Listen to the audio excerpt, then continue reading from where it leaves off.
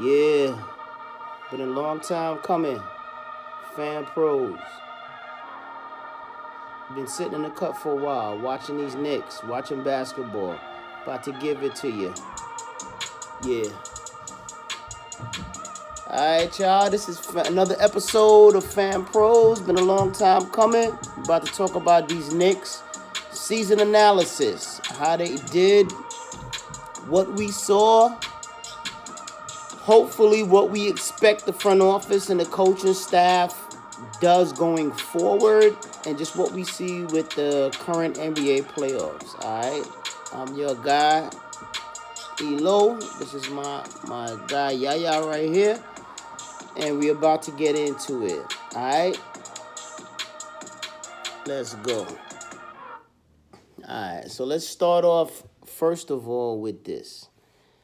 New York Knicks last this season that just passed. If I had to evaluate it, I would probably say it. It's a failure from the. It's a. How can I put it, man? What's the best way to put it, bro? Because it was a Just like failure, but it wasn't a failure. What's right in between? I guess like a, it was sort of like a disappointment. All right, I'll go with that. It was a disappointment that could have been better. Coming from making the playoffs, like not the play in, but making the playoffs and being the fourth. What was they? They were the fourth seed last year, and going from that to not even making the play in. I mean, it was tremendous, tremendous disappointment. When the off season started and they got Kemba and they got Evan Fournier, I was careful not to put out a video because I was cautious about it. It looked good, but I didn't trust it. Number one, with Kemba, the injuries. Number two, with Evan Fournier, if he was going to be able to translate the way he was with Orlando, where he was able to dribble, drive off, and do penetration moves, as well as run off screens and hit the three once he was open, I wasn't sure if the Knicks offense was going to allow for that. So I wasn't too confident about how he would do. So I kind of laid back in the cut off of what I thought it would be, and also I kind of wanted to see what RJ would do. His next progression. Would he step up to the next level? Would he kind of push himself to be that go-to guy, which we drafted him at number 3 to be?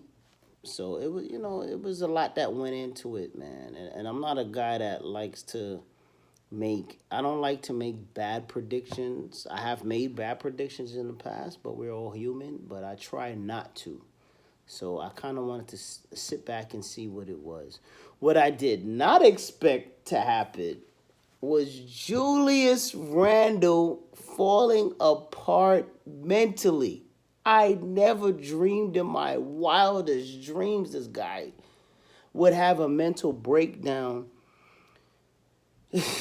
from December all the way through the remainder of the series, the season. I never dreamed that. I never imagined that. I never saw that. It hit me like a ton of bricks. I never seen it. I to this day, I told my compadre, I have never seen another NBA player fall apart mentally the way he did. The only player I could think of is probably Nick Anderson in the '95 finals Houston. But the Magic already made it there. Like Nick Anderson already hit clutch threes and played good solid defense against his defenders, and it was already a competent player. He was a very good player. So Nick Anderson missed a couple of free throws, and Nick Anderson was a good free throw shooter that would have iced the game for the Magic. Him missing that allowed the Houston Rockets to stay in the game, but then Kenny Anderson with his heroics and Sam Cassell, who killed our Knicks with his heroics to kind of take game one, which stunned the Magic. And then, of course, this goes without saying, the greatest center I've ever seen in my life, The great Hakeem Olajuwon, and bear this in mind. I watched Kareem play with the Lakers, the Showtime Lakers. I watched Kareem through the '70s when he was still an MVP candidate play. I watched the great Moses Malone. Name a center. I've seen them. Shaq. Hakeem Olajuwon is the greatest center I've ever seen. All right, and that'll be enough. That's a video in and of itself where I could speak on that. But let's not digress. Let's get back to the matter at hand.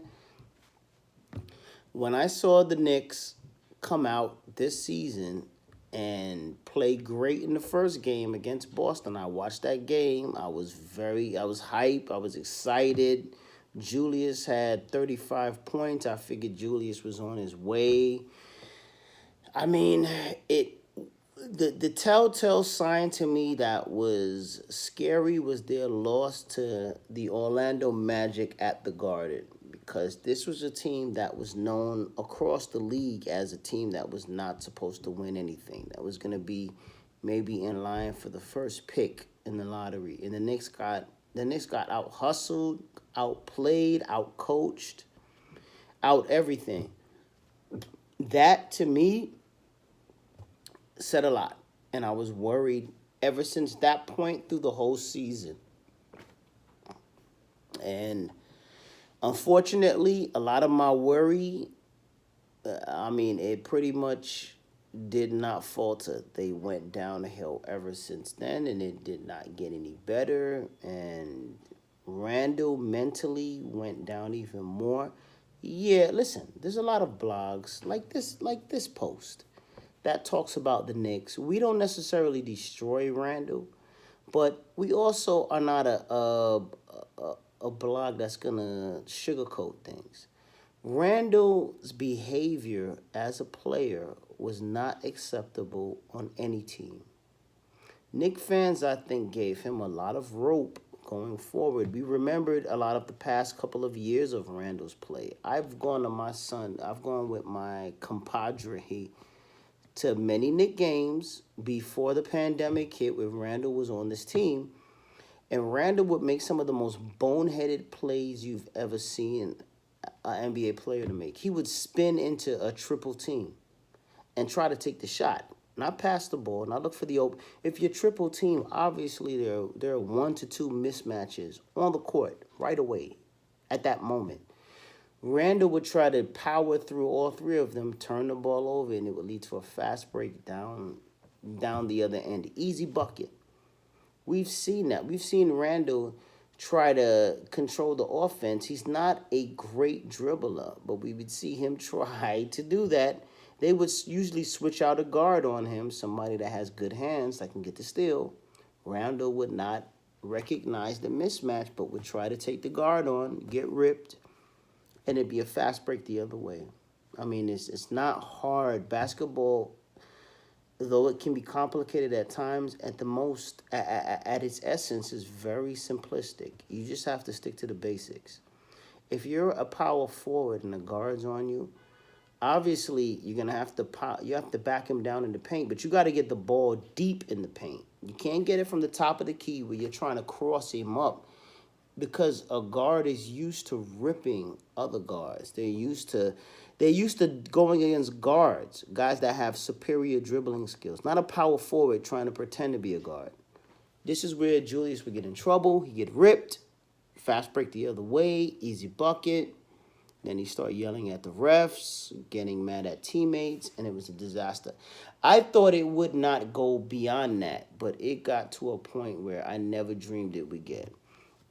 Julius slapping down the laptop of a head coach, of an assistant head coach. Julius screaming at Evan Fournier during a game where it was picked up on the mic feed and the visual feed. That was the news story for the rest of the day. Julius watching players fall on the ground, Obi and company, and not picking them up, which is 101 for any NBA player. Period. Julius being a bad teammate, not coming out for certain warm-ups, for certain lineup announcements. Julius not wanting to... And listen, I get media can be annoying, But bro, you sign up for that. You in NY, bro. You gotta face the music, man. You gotta meet the media. You're the leader of the team. You got to be accountable. You cannot just be in the background, bro, with your family. You gotta be front and center. We need to know what's going on with this team. It can't be left to RJ Barrett.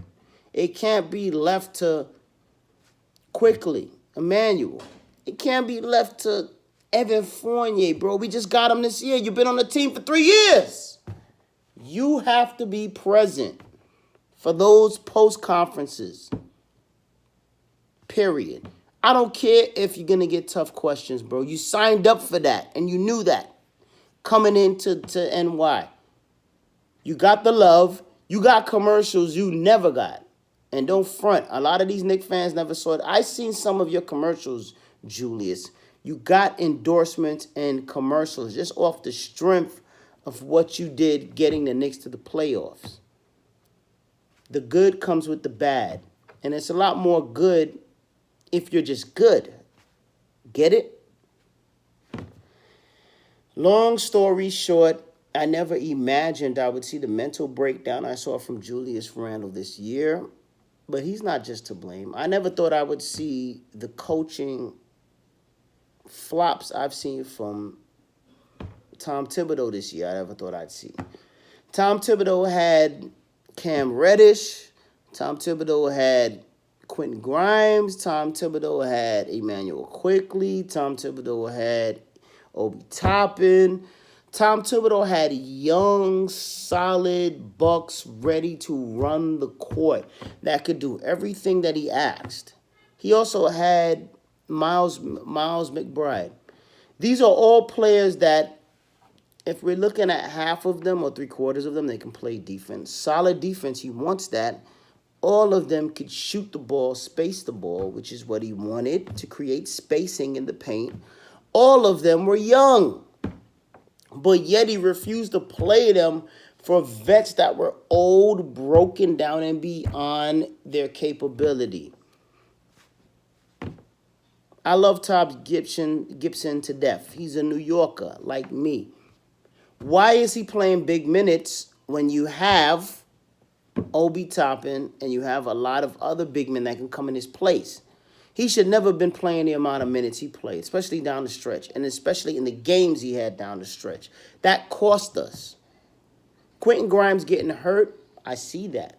But it took you way too long to get Grimes into the mix. If you're having an issue with defense and you drafted Quentin Grimes and McBride for defense, and they're both young, that's your check. That's one of your checks, your checks, Tibbs. And the next, they can shoot the three. That's one of your next checks, Tibbs. Why were they not in the game earlier? Why did it take injuries for these guys to be played? That's coaching malpractice. And honestly, it cost us the season. So if you want to know my reason for the Knicks not making the playoffs this year, it's quite frankly, it's 2 reasons. One, the inconsistency and just the mental malfunction of Julius Randle. I think Julius Randle went through a mental breakdown. Now, I don't take that for granted, and I don't look at that lightly. But I do think the Knicks should have provided him with the help he needed, should have sat him out for a certain amount of time, let him get himself together mentally with his family, recharge, and let Obi take his spot for the time being, versus trying to force him in there with media he was not going to meet with fans, which he's going to have to face but not meet with. And listen, you got to meet, you're going to face both. You're in New York. So if you're not mentally engaged to face either two, take a seat. Let the next man step up. Obi was ready and willing and able. That's it. That's it, man. And number 2, Tibbs, not playing the young people. Mark Berman recently on an episode of KOT TV, one of the best podcasts out there for Knicks Nation, as well as Knick Fans TV and many others. Mark Berman said it clear. Thibodeau had reserves and regrets for not playing the young people. It's hard to get over that. You can't rebound from that. Nobody wants to hear that now, bro. The season's over. The season's over, bro. We're at the Knicks coming into this draft. I don't know what they're gonna be able to get. The position they're gonna get. They're probably gonna get a low seed. They're probably gonna get maybe the 8th pick, 9th pick, 10th pick. Who you gonna get with that? This is not a good draft class. You got to get in top 4 to get a good player, a franchise changing player. So we'll see. I also don't fully hold to that because again, Jokic was drafted at the bottom of the first round, so anything is possible. Anything is possible. But just knowing the history of the NBA, you got to have a high pick and you got to pick correctly. The Knicks will not have either. So we will see what happens.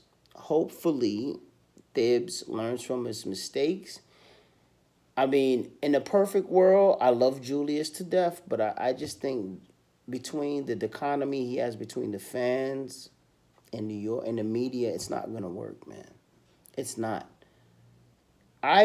Me personally, I do not dislike Julius Randle. I think Julius Randle at 20 and 10 can be a very efficient player if offensively coached correctly. And I don't know if Tibbs has that in him. Tibbs is a defensive coach. Tibbs has not shown me anything where he can be a solid offensive coach, where he can effectively do the things that Golden State does, where you got guys moving without the ball, constantly cutting, back cutting, moving around screen, setting screen, screen and roll, screen and pop. I don't see that from Tibbs. Contentual and consistent motion. I don't see that from a Tibbs offense. So I don't know if he can create the type of offense where Julius would be able to get those same 20 and 10, but at a higher clip, higher shooting percentage, higher plus minus. I don't know if Tibbs is capable of that. And you can't make somebody something they're not. So if that's the case, I think Obi scored his points at that level. I think Obi should be given the power forward shooting job. And honestly, I think Randall should be traded. And what he should be traded for, should it be a sign-in trade for Jalen Brunson? Maybe. Jalen scored 41 points in Game 2 of the NBA playoffs the other night, so maybe. Should it be for a Donovan Mitchell trade? That's a pipe dream a lot of Knicks have. You had your shot to get Donovan Mitchell. You drafted the French king, the French prince. You know who I'm talking about. You drafted him instead of Donovan Mitchell. We were at the draft. And we scratched our heads on that pick. So you got to live with the mistake you made. We'll see. I doubt Utah is ever letting Donovan Mitchell go, and I doubt the Knicks will be in a position to get him. But we will see.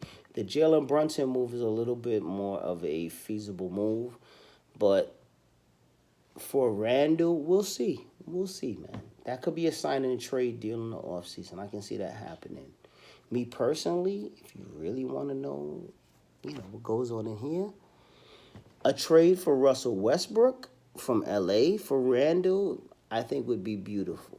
I think Russell Westbrook would immediately turn the Knicks around right away. He's a master point guard. Master, not a good point guard, a master point guard.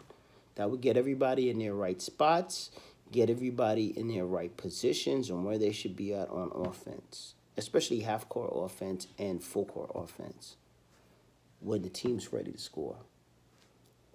That's just me. I would have done that deal at the break, but that's just me. A lot of people hate on Russ because he's around LeBron. LeBron is a ball hogger. We're not going to get into that. But that's the deal I would make. The second deal I would make, I would engage Dallas Mavericks on the Jalen Brunson deal for Randall and see how it could be done. But it has to work out good for the Knicks financially. All right? Long story short, that's my skinny of things. It was a okay season. The fact they didn't make the playoffs is a disappointment. We'll see what they do with this draft pick. I got that. The last draft, the Knicks did good. They could have done better because we're always going to question Obi for Tyrese Halliburton. Tyrese Halliburton is a franchise point guard. That's the point guard the Knicks are looking for now. The same person they're going to trade Randall for, they could have gotten, and Tyrese Halliburton. So the draft, you can't miss on the draft. You got to look at your greatest needs in the draft, and you got to go after that. You can't try to get cute with the draft. The Knicks got cute with the last draft, getting Obi Toppin. They could have got Tyrese Halliburton. All these other scouts, and I heard many scouts and many podcasts, oh, he's shooting, the way he shoots is bad, this, that, and that. Let me name you two other people that shot bad, but that ended up being the greatest shooters in the history of the NBA. Reggie Miller and Larry Bird. Larry Bird had a two-hand jump shot. That was not standard, but Larry Bird became one of the greatest shooters in the history of the NBA. Reggie Miller set the record for three-pointers. Had an awkward shot. Awkward shot. He even said it. And coaches told him that. But he said, no, I'm going to keep shooting it the way I shoot it. His record was only recently beaten a couple of years ago by Ray Allen. And then by Steph Curry. So the moral of the story is you look for the greatest needs you have, line that up with what's in the draft, and see if you can fill that need. Do that first. Don't be afraid to do that. Like Tyrese Halliburton, the Knicks have needed a point guard for decades. You already had a star. The Knicks wanted to trade Randall, but let's just stop for a second. Before the need for a Randall trade, the need for a point guard went back for decades. Decades. There was no reason in the world to continue looking at other needs other than point guard. And guess what? Guess what the need's going to be for this offseason? Point guard. So with that being said, I'm done. It was as far as the Knicks season is, it was a crazy season. Kemba came. I thought Kemba would beast. He didn't hit it off with Tibbs. Tibbs never wanted to hit from the beginning. Tibbs hated on him. Tibbs benched him. When Kemba came in, Kemba beasted. But you can't have an NBA player sitting that long and come in and then try to play him 40 minutes of back-to-back games or playing mega minutes. You got to ease him into it. Tibbs knew what he was doing. He wanted to run Kemba down to the ground. He did. And we ended up getting what we got with the Knicks, which is what Tibbs wanted, which was Alex Burke being the point guard, who's not a point guard. Alec Burks is a backup. I go back to the same interview. Again, KOT TV. Mark Berman, Alec Burks is a backup forward/small forward person. He is never a point guard. Only person that thought he was a point guard was Tibbs.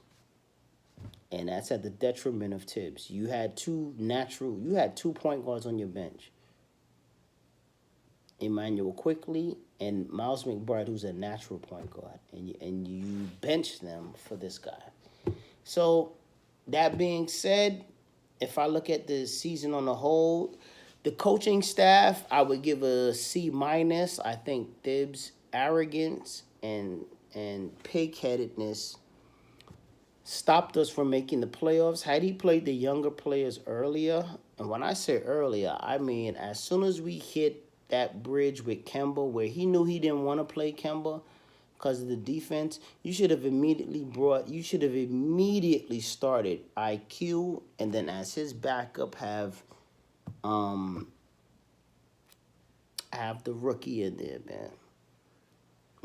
IQ should have started immediately, and then after that, you should have brought in Miles McBride as IQ's backup, and that's it. Period.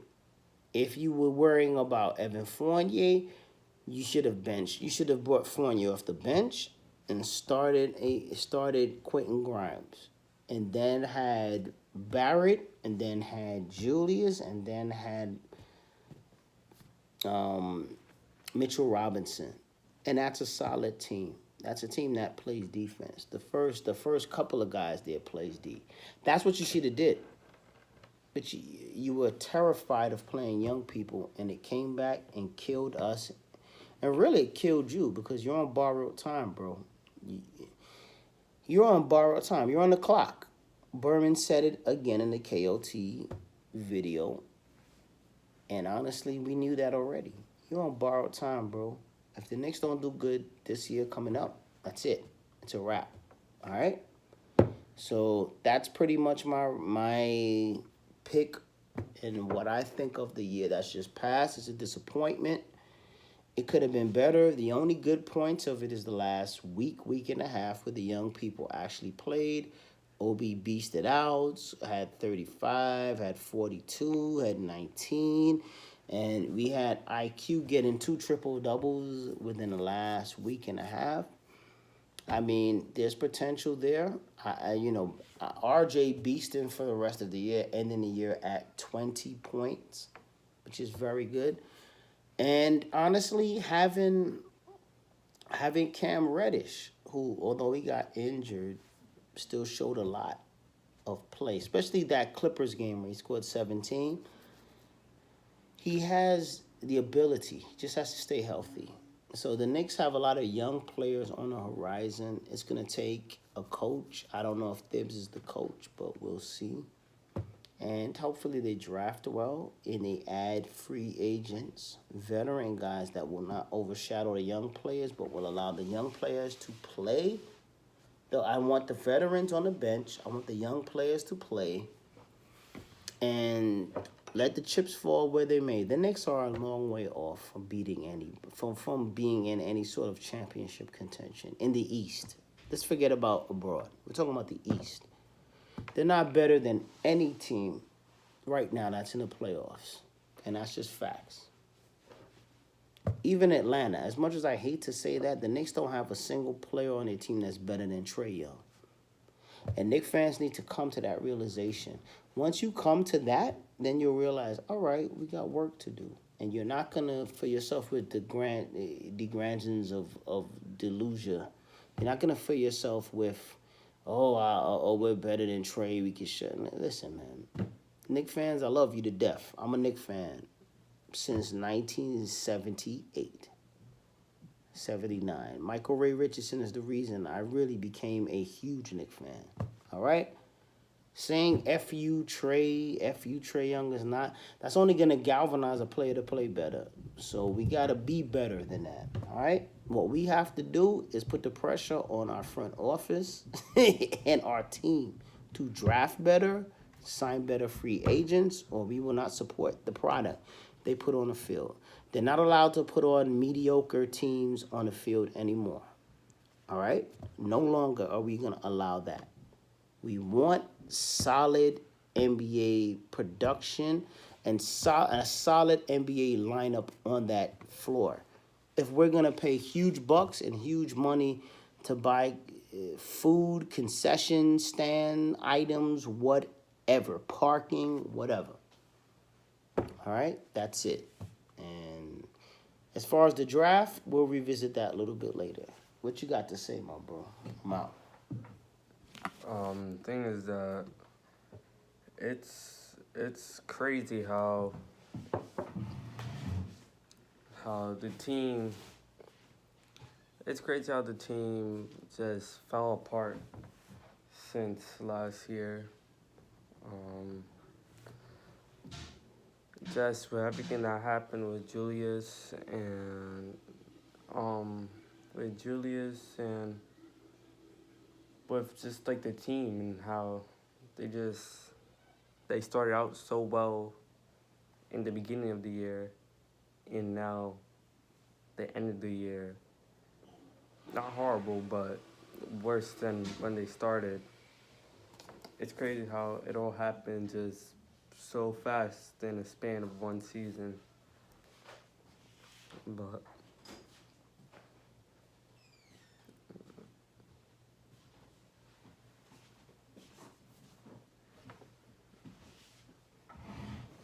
Done, bro. Mm-hmm. All right. All right. That's pretty much it. Knicks management, do a better job. You have got to draft properly and draft according to need first. Look for the best possible candidates at the need first. Please.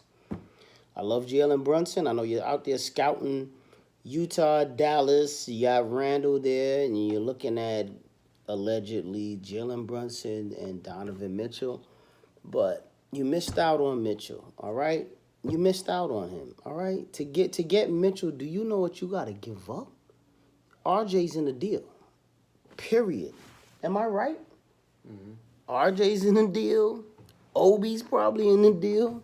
They may probably put Quick in the deal. You're gonna lose your potential big three for one player. You blew it. All right? You blew it. You don't get a do-over on a draft. That's why you gotta hit a draft. And that's it. All right? There is no do-overs for a draft. You have to pay for your sins of not drafting properly. And that is it. All right? Stop chasing Donovan Mitchell. Stop. Listen, Jalen Brunson, I like a lot. He scored 41 points the other night in game two, won the game for the Mavs. That's good.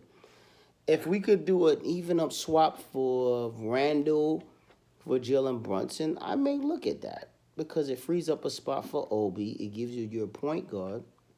I may look at that. But again, Jalen Brunson is small, doesn't play defense. It's going to be a Kemba, but a younger Kemba. Is that going to be something Thibodeau's going to be cool with? I don't know. What you think? Um. Well, seeing from how Thibodeau doesn't want to play the kids. How for a long time he didn't want to play the kids. I'm not sure if he's going to automatically just trust him and give him the spot. Listen, Thibs ain't playing those kids, all right? Thibs ain't playing non-small defensive people. That's how he is, man, all right? So, do I think the Knicks are going to get Jalen Brunson in the end? When all the smoke is cleared and all of the off-season banter's done, no. I don't think they ain't getting Donovan Mitchell because Utah's not Utah. What Utah will ask for, the Knicks will never give up. So you can forget that. What Jalen Brunson is gonna want, the Knicks are not gonna give that up. So you can forget that too. I think you're gonna get probably Julius back, but they cannot survive with Julius Randle on the roster and Obi. One of the two gotta go. And if it's up to me, the crowd loves Obi, the media loves Obi. Obi can score big numbers without having to monopolize the offense. It don't gotta go through him. And that's huge. That is huge for an offense. So I would trade Julius Randle for future picks. I would try to get a solid point guard. I don't know who you're gonna get. Maybe you can trade. Maybe you can try to trade him to Indiana from Malcolm Brogdon. Brogdon is always hurt, so that's not even a solid trade. But maybe with Julius's trade value down the way it is, maybe you can get that done. And God willing, Brogdon actually plays well for us and stays healthy. I doubt it. So, long story short, the Knicks should have drafted Tyrese Halliburton instead of Obi. They would have had Tyrese Halliburton in the lineup, including Randall, re-sign Mitchell Robinson. The team is solid. But that's neither here nor there. They are where they are now. What I think they should do, draft as best you can for a point guard.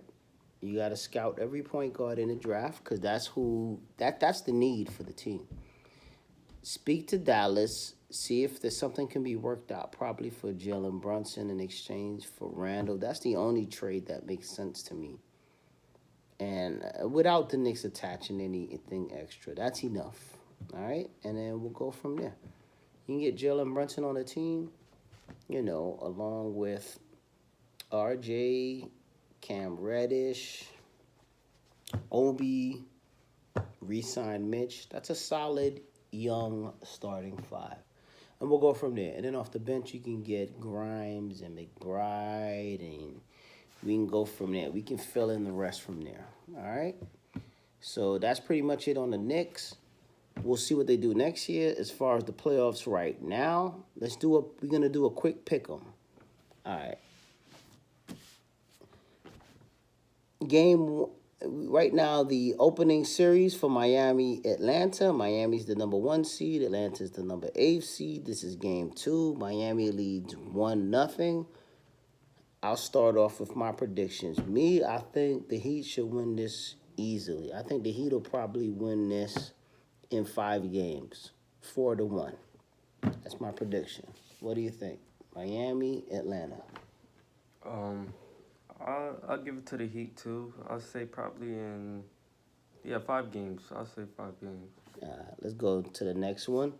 We got Philly versus Toronto. Philly's the 4th seed. Toronto's the 5 seed. Philly leads 2-0.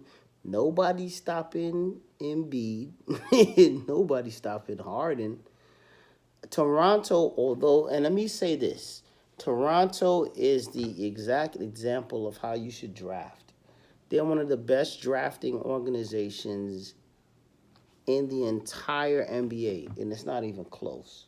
Not even close. Going up to Scotty Barnes, the last draft, I envy the Toronto Raptors. Had the Knicks drafted the way they draft, forget about it. The Knicks would probably be the number 4 or 3 seed right now had they drafted the way Toronto Raptors draft.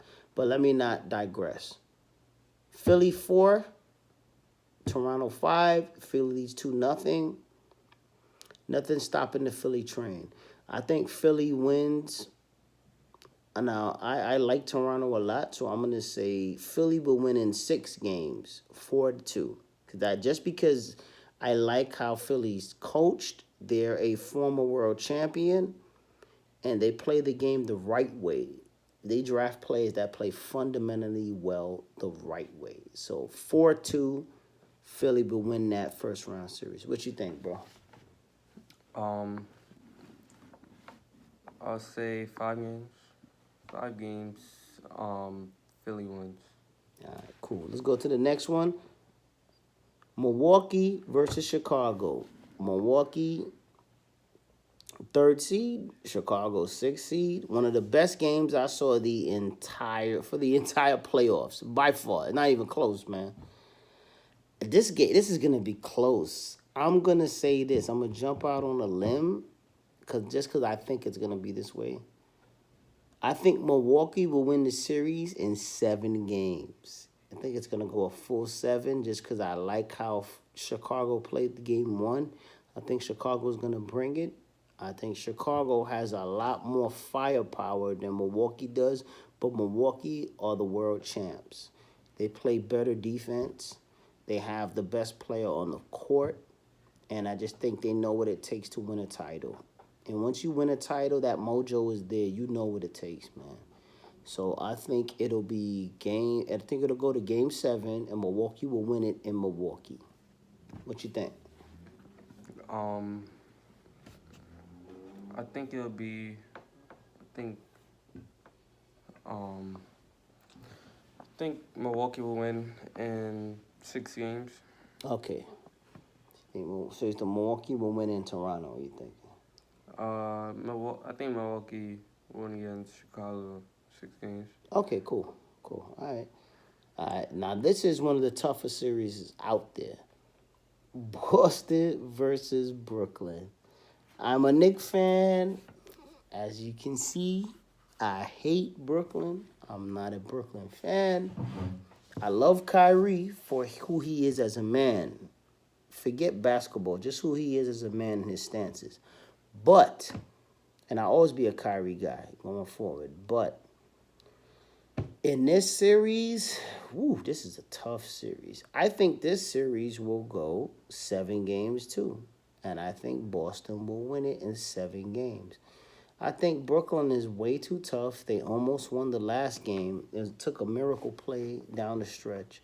I think Boston will be tough enough to last out the home series, but I think this will be a home and home. That's my feeling for it. It'll be a home and home, and it'll go seven. And I think Tatum, the combination of Tatum, Jalen Brown, who nobody ever talks about, was one of the best number two punches in the game, and could easily be a number one punch if he was on his own team. Along with their other players, will be too much for Brooklyn. I think it goes seven, and I think Boston wins in Boston Garden. What you think? Um, for this one, I'll say it's gonna go to 7 games as well, Right. but I'll have to give it to the Nets. Ooh, all right, spicy pick. All right, spicy pick. That's all good, brother. All right, so we agree to disagree. He thinks the Nets will win it. I think, Boston will win it. And it's on record, so we'll be able to go back to this. All right, cool. Now, let's go to the West real quick. We got the Suns versus the Pelicans. Suns lead 1-0. For me, this is pretty easy. I think the Suns will win in 5. I'm not going to disrespect the Pelicans like that because you have a team that has McCollum, that has Ingram, and has Valajuanis, and they have a solid bench, solid young players. I think that they will at least be able to pull out one home game in New Orleans. So I think it'll go to 5 with Phoenix winning. What do you think, bro? Um, this one is also easy. I feel like Phoenix. I think it's gonna be a 4-0 sweep.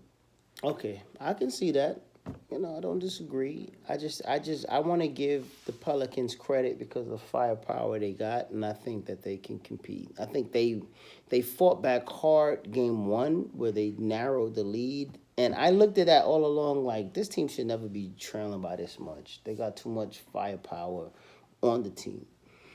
I can see McCollum having a huge game, maybe game 3, game 4, where he single-handedly wins the game. So we'll see. But, all right. For zip, 4-1. Let's go to the next one. Now, this one is tough for me. This is Dallas is 4, Utah is 5. Series is tied at 1-1. This one is extremely tough for me. Woo! I think that now I'm gonna shake it up here. I think this will gonna be a 4-2 series. Utah. I think Utah will win this series in 6 games, 4-2. I think that even when Luka Doncic comes back, I think he's gonna still be a little shaky with the hamstring injury. I think that Donovan Mitchell's going to dominate going forward as well as Gobert on the interior defensively. And I think that Utah will play great. I think Utah is going to sweep those games, man. Period. I don't think Utah is losing a game in Utah. And I think that'll be the difference. They'll be able to sneak one in Dallas. But Utah will not win a game in Utah, and that'll be the series right there. What do you think? I agree. I think that Utah's taking this one, and I'll say six games. Yep. So we agree. 6 games for that for Utah. All right. Next up, Golden State Warriors. Golden State's the 3rd seed. Denver's the 6th seed. Golden State leads 2-0. I mean, I'm going to be obvious with this.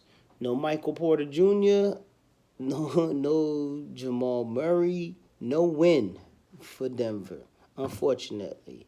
Jokic is an absolute monster and a beast. I lost my fantasy league this year. I would have loved to have the number 1 pick to get Joker. I've won championships with Joker. He is a phenomenal player. Fantasy and in real life, man. But unfortunately, Golden State has too much firepower. They have too many healthy bodies versus the Denver Nuggets. I do not see them beating them, and I think honestly, I think I think Golden State will win this one in. Let me see. They'll win this in 5. I know that's a heavy weight. It's heavy jumping out there, but I think that Golden State will win this in 5.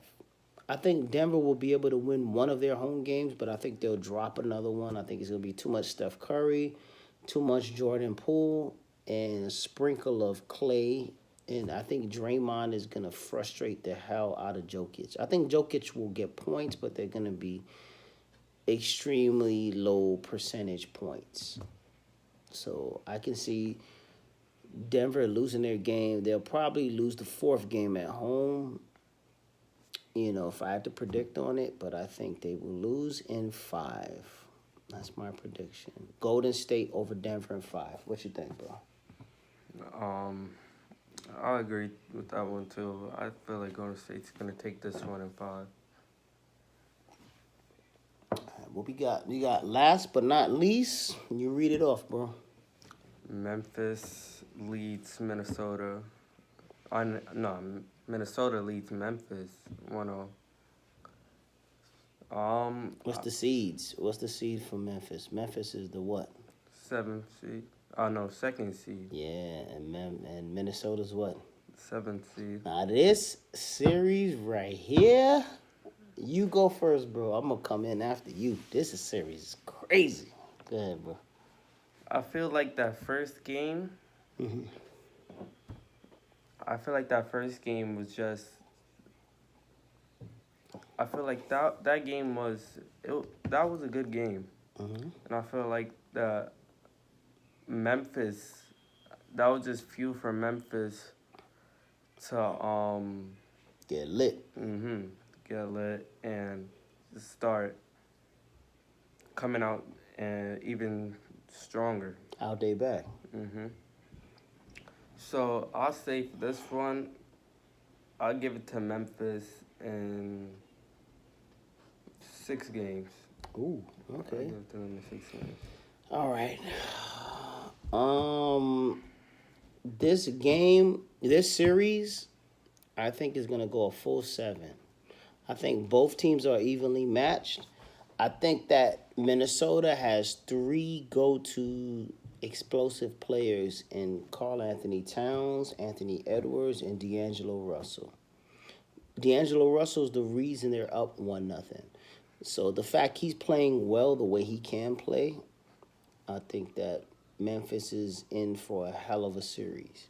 But I think in the end, Memphis's bench, which was one of the best benches in the entire NBA, and their starting 5, where you have active athletic players that can play, especially John Morant, man. There's no, as much as D'Angelo Russell can play good, he's not stopping John Morant if John Morant attacks and does what he can do. So I'll say this will probably be one of the best series of the entire playoffs for the first round. I think it will go 7, and I think Memphis will win at home. And I think that my G all year, who checked LeBron, you know what I'm talking about? Desmond Bain is going to beast. I think Desmond Bain is going to beast. He's going to have a great game 7 along with Ja. I think defensively, Jaren Jackson, and let me just talk on this real quick. I even mentioned Jaren Jackson. It was announced today that Marcus Smart got Defensive Player of the Year. I like Marcus Smart. I think he's a very good player. But Player of the Year defensively, no. I'm being honest with you. Defensive Player of the Year should have been given to Jaren Jackson. Jaren Jackson was one of the tops in the league. You got to disregard Miles Turner. Miles Turner was injured for most of the season.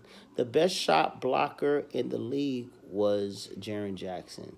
One of the best steal guys for a big man was Jaren Jackson. Jaren Jackson's plus and minus ratings were up there, one of the best in the NBA when he was on the court.